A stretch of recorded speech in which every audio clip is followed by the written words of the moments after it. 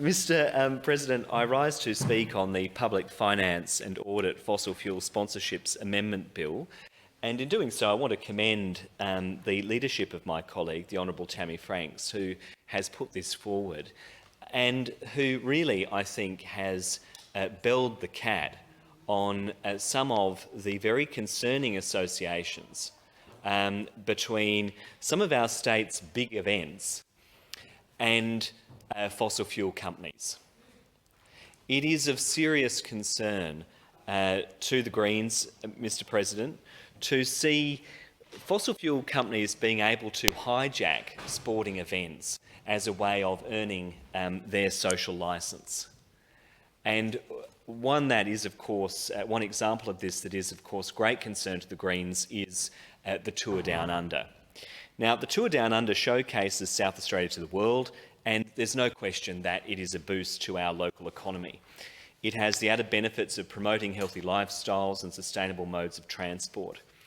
Yet the Tour Down Under's major naming rights partner since 2010 has been Santos, a fossil fuel company.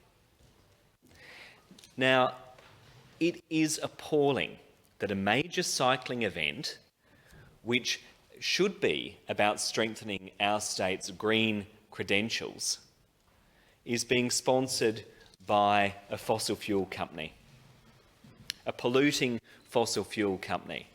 And we know that fossil fuels aren't just bad for our environment, and the Tour Down Under is actually about promoting green transport, but fossil fuels are also bad for community health.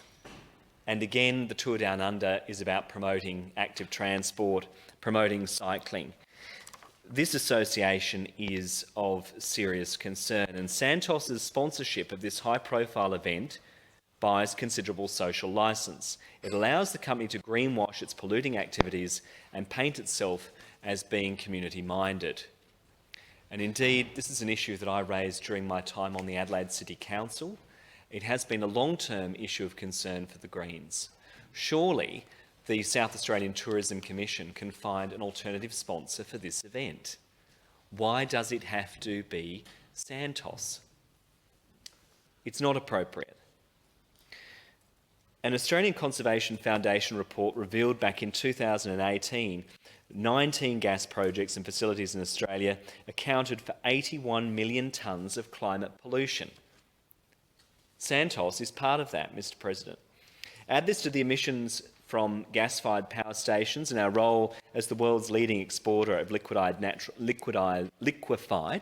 natural gas, and it is clear that Australian gas is a major driver of climate disruption. And in October of 2018, the IPCC special report warned that to keep global warming under 1.5 degrees, we must end our reliance on fossil fuels as quickly as possible.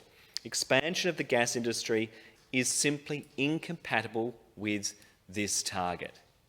Why on earth is the Tour Down Under, our state's premier green event, being powered by Santos in this way? Why are we allowing that brand association? And I urge the Malinowskis government to think differently about this.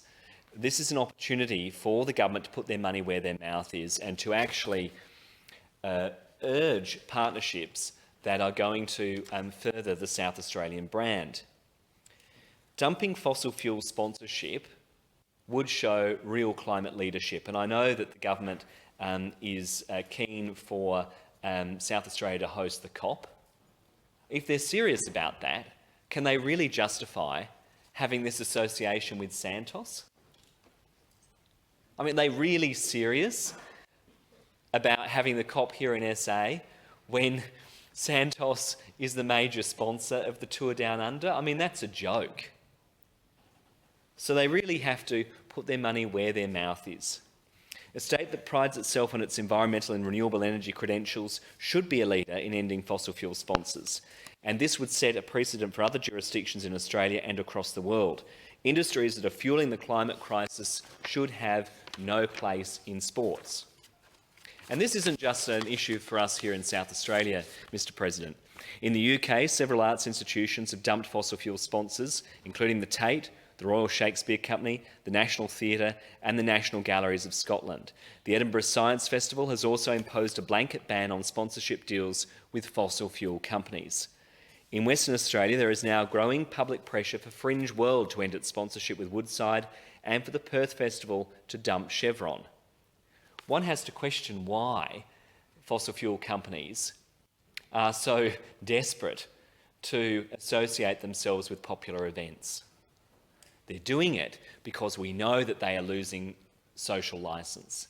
They're doing it because they know that the jig is up, that people across our country are recognising that we're in the middle of a climate crisis and that we have to do something.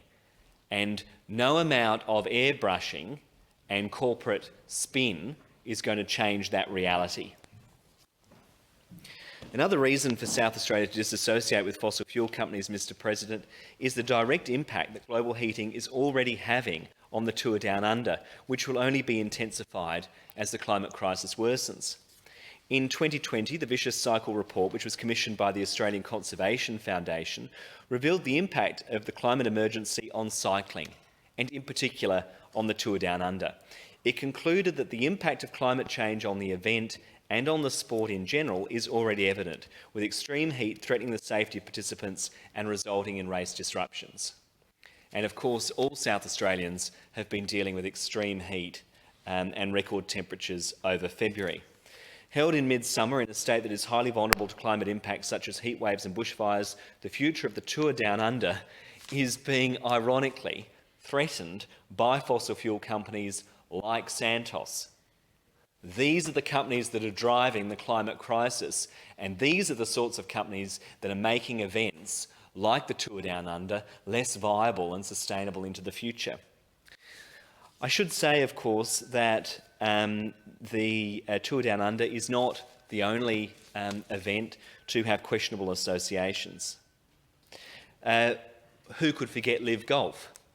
And I was not one of the members clamouring to join the Premier at his press conference on the weekend. And that's because Live Golf, the tournament, is backed by Saudi Arabia and its public investment fund. The tournament has been widely criticised because of the Saudi government's appalling record on human rights, but also its direct ties to the fossil fuel industry, the oil industry. Saudi Arabia, largely through the Public Investment Fund, has spent billions of dollars on sports washing by funding sporting tournaments, events like Live Golf, to distract from its dire catalogue of human rights abuse. Now, I won't cover that ground today because that is beyond the scope of this bill. But it is worth noting, Mr. President, that while the Public Investment Fund is not itself an oil company, its finances are substantially drawn from a major stake in Saudi Aramco, the national oil company of Saudi Arabia. And in February 2022, Saudi Arabia's Crown Prince transferred about 4% of Aramco's shares, worth about $80 billion, into the Public Investment Fund, which he also chairs. So according to the, that is of significant concern, Mr. President, in terms of, I'm sorry? Down this path because it's not relevant to the current bill. Well, no, the issue of human rights, which I very much appreciated at the time, but didn't last long. Mr. President, the issue of human rights may not be directly related to the bill, but the relationship between fossil fuels and the Saudi government is worth highlighting, along with the myriad of human rights abuses that they're. That's right. As the honourable member has pointed out, this is why companies like this seek to associate themselves with those that have some level of popularity, so that they can gain favour, so that they can build some level of social licence. According to the Climate Accountability Institute, the oil and gas produced by Aramco, linked to the Saudi government and Live Golf, was responsible for roughly 4.8% of global emissions in 2018 and about 4.3% of total atmospheric accumulation since 1965. That is the largest of any single firm. It's estimated that in 2019, Saudi Aramco plans to produce and sell the equivalent of 27 billion tonnes of carbon dioxide between 2018 and 2030. This is an enormous amount, equivalent to 4.7% of the total carbon budget the IPCC estimated the entire world had left in 2018 for a 50% chance of meeting the Paris Agreement's 1.5-degree goal.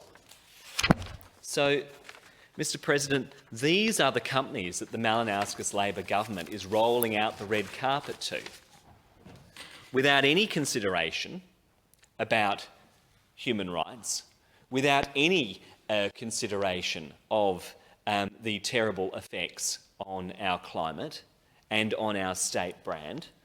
Now, let's not forget, some years ago now, one of the first acts of the Malinauskas government was to declare a climate emergency here in this place, and I remember that debate, and the Greens welcomed that.